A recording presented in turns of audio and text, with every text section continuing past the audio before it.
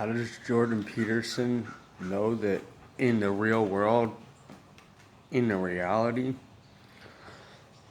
that there's not an overgrown kid with a messy room, messy hair, and everything he despises that could totally school the shit out of him? How does he know that that doesn't exist? And how do any of his followers know that?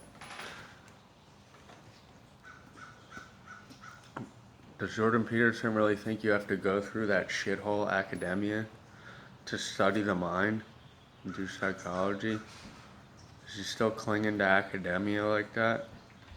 Are you?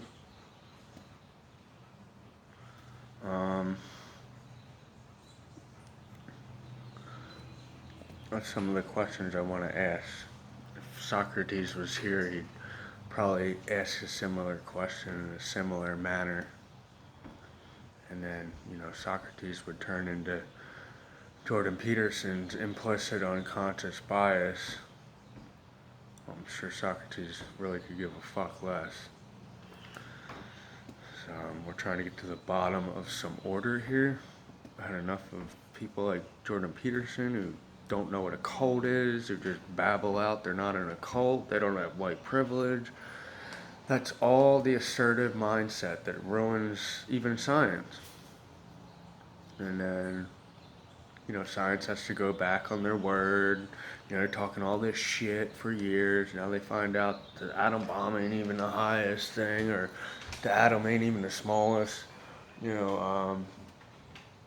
particle, whatever. The T-Rex isn't the largest dinosaur, never was in any universe anywhere. That's all anti-reality bullshit.